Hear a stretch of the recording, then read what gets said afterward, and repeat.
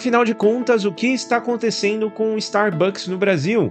Para entender essa história, primeiro temos que falar sobre uma empresa chamada South Rock, uma holding que controla as operações do Starbucks, Subway e da Italy aqui no Brasil. E a South Rock surpreendeu a todos ao entrar com um pedido de recuperação judicial, alegando dívidas na casa dos 1,8 bilhão de reais. E a recuperação judicial é um processo que permite às organizações renegociarem as suas dívidas, evitando o encerramento das suas atividades. E por meio deste instrumento, as empresas ficam desobrigadas a pagar os seus credores por algum tempo, mas elas têm que apresentar um plano para acertar as suas contas e seguirem a operação.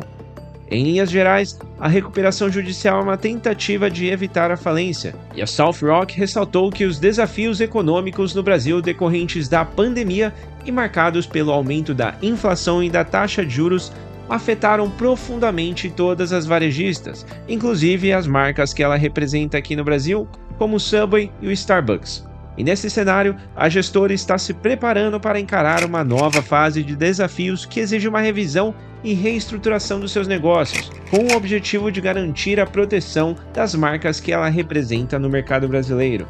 E no dia 13 de outubro de 2023, a Starbucks Coffee International, que é de fato a Starbucks americana, encaminhou para a South Rock um pedido de rescisão de contrato, alegando uma inadimplência da South Rock, que teria deixado de pagar obrigações referentes ao uso da marca Starbucks, como os royalties, por exemplo.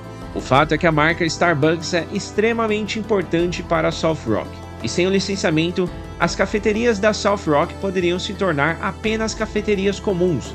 No mais, a quebra da holding pode gerar um efeito cascata muito perverso para os seus fornecedores, locadores e empregados, deixando muitas pessoas na mão.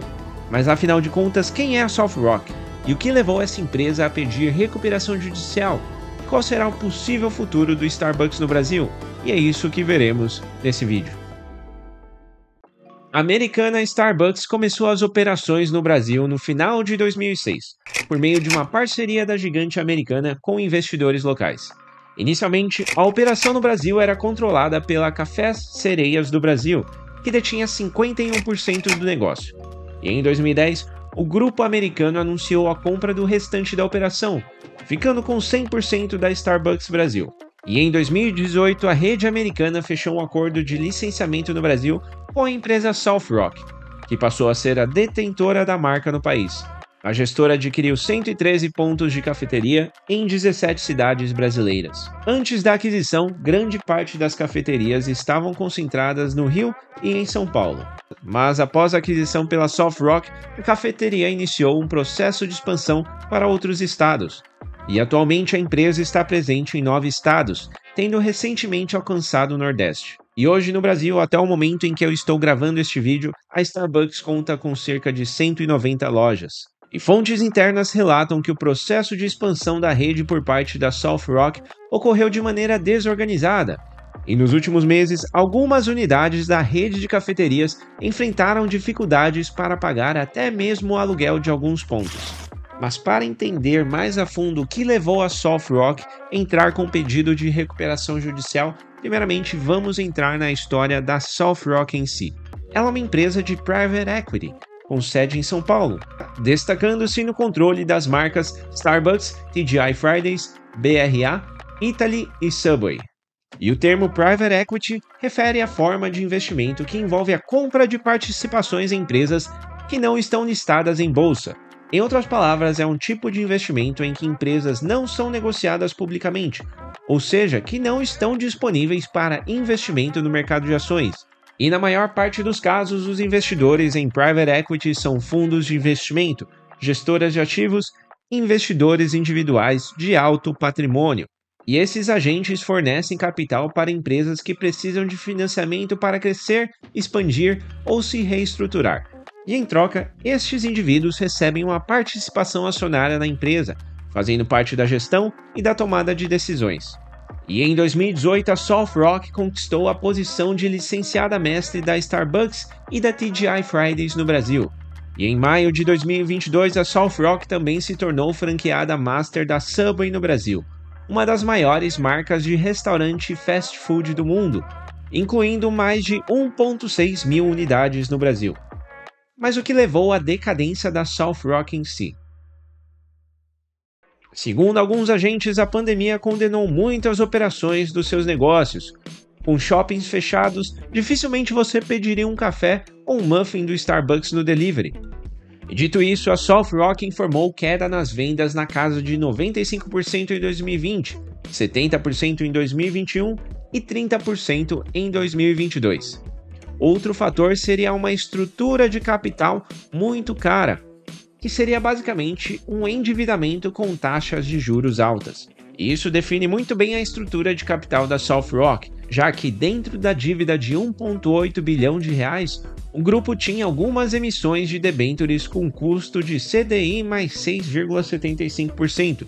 Se você não é tão familiarizado assim com estes termos, eu vou te explicar aqui rapidamente. As debêntures são títulos de dívidas emitidos por empresas para execução de determinados projetos.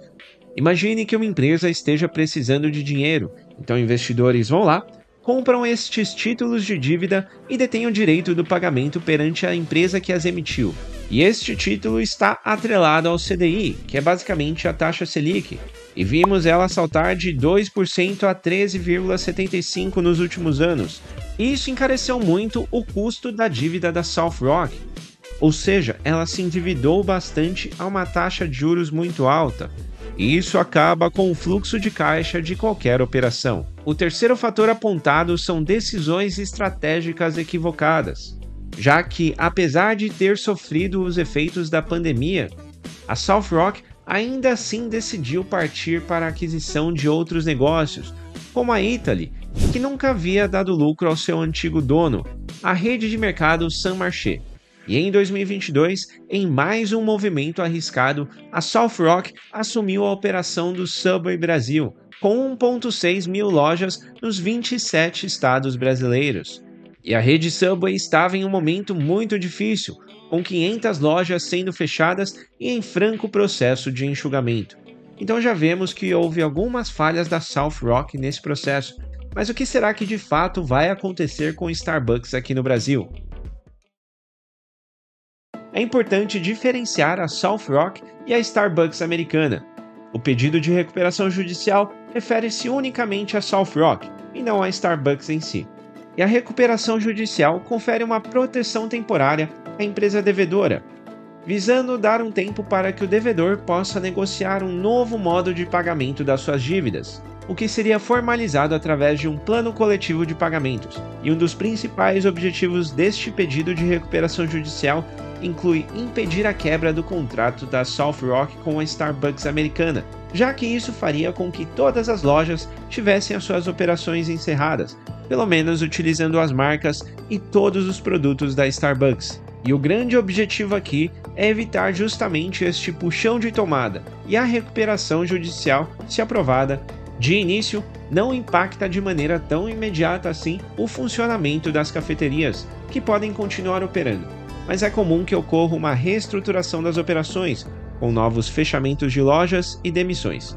Também é possível que o futuro plano de recuperação judicial preveja a venda de parte dos ativos da South Rock para pagamento de credores, ou mesmo que esses ativos sejam utilizados em garantia para obtenção de novos aportes de investidores estratégicos.